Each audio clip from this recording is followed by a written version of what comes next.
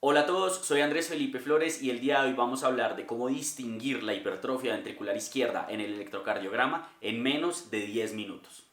Lo primero que tenemos que saber es que todas estas características que vamos a mencionar ahorita sirven únicamente para sugerir que el paciente tiene hipertrofia ventricular izquierda, más nunca se va a poder diagnosticar esto mediante el electrocardiograma. Dicho lo anterior, para entender todos los criterios que sugieren hipertrofia ventricular izquierda en el electrocardiograma, lo que tenemos que entender es qué es lo que ocurre eléctricamente en el corazón cuando se hipertrofia el ventrículo izquierdo. Lo que va a generar la hipertrofia del ventrículo izquierdo va a ser básicamente que el vector resultante de la despolarización ventricular sea en primer lugar más fuerte y por ende se exprese con una mayor amplitud en el electrocardiograma y que vaya dirigido más hacia la izquierda. Esto en el electrocardiograma se va a traducir en que en las derivaciones que miran el corazón desde el lado más derecho, es decir, B1, B2, que son la cara septal, B3 y B4, que son la cara anterior, van a tener un QRS que va a ser muy negativo. Por su parte, las derivaciones que miran al corazón desde el lado más izquierdo, es decir, B5 y B6, que son la cara lateral,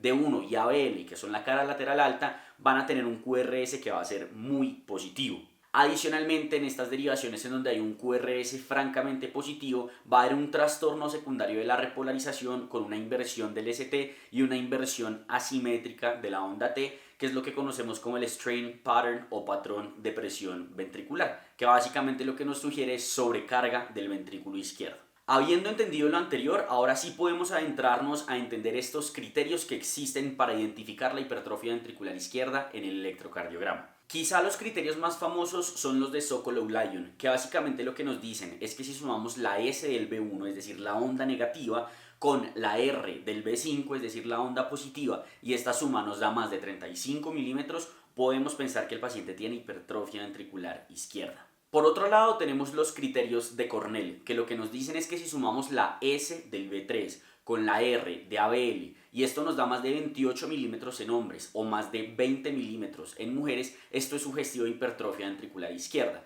Adicionalmente existe algo que se llama el producto de Cornell, que lo que hace es coger la suma y multiplicarla por la duración del QRS. Esto está menos validado que los criterios de Cornell, pero también es algo que se puede utilizar para identificar la hipertrofia ventricular izquierda. Otro criterio a mencionar, que no tiene un nombre como tal, pero es importante tenerlo en cuenta, es cuando la onda R, es decir, la parte positiva en ABL, es mayor o igual a 11 milímetros, también se considera sugestivo de hipertrofia ventricular izquierda. Otros criterios que se han descrito son los criterios de Romhild-Estes, que básicamente son una serie de criterios que tienen una puntuación y dependiendo de cuánto nos sume esa puntuación o ese score, podemos definir la probabilidad de que el paciente tenga o no hipertrofia ventricular izquierda. Sin embargo, quizá estos son los criterios menos validados. Por último, los criterios quizá más nuevos y tal vez por eso menos conocidos son los criterios de Peguero-Lopestri. Estos criterios lo que estipulan es que debemos identificar la onda S más negativa en las derivaciones precordiales y la tenemos que sumar con la onda S de la derivación B4. Si esta suma llega a ser superior a 23 milímetros en mujeres o superior a 28 milímetros en hombres, es sugestivo de hipertrofia ventricular izquierda. Cabe mencionar que si la onda más negativa llega a ser la de la derivación B4, lo que hacemos simplemente es multiplicar por 2 la amplitud de esa derivación y así obtenemos el valor para aplicarlo a los criterios. Teniendo en cuenta la gran cantidad de criterios que hemos mencionado y que existen para poder identificar la hipertrofia ventricular izquierda, lo que nos toca pensar es entonces cuál debemos utilizar, cuál de ellos es el que tiene un mejor comportamiento estadístico. Para eso han surgido o existen múltiples artículos descritos en la literatura que comparan estos criterios con los hallazgos ecocardiográficos de los pacientes. Al analizar el rendimiento estadístico de estos criterios, lo que podemos evidenciar es que todos tienen una sensibilidad muy baja, siendo el más sensible de ellos los criterios de Peguero-Lopestri. Por su parte, todos son altamente específicos con especificidades superiores al 90%,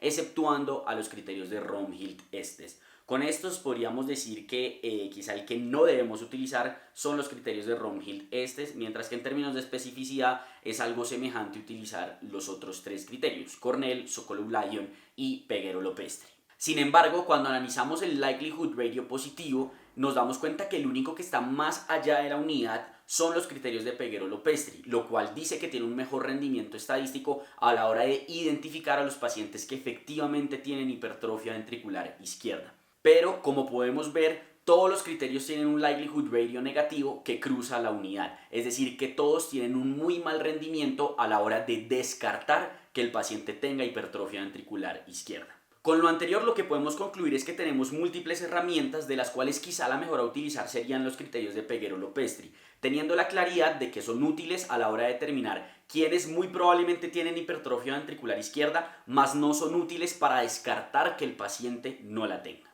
Espero este video te haya gustado. Si quieres aprender más sobre electrocardiograma, te invito a adquirir el diplomado que tengo disponible en MediLearners, lo encuentras en la descripción, y te invito a seguirme en mi Instagram personal @andresf.med, por donde estoy compartiendo muchísimo contenido académico con todos ustedes. Y si quieres seguir aprendiendo en nuestro canal, te invito a dar clic en el siguiente video.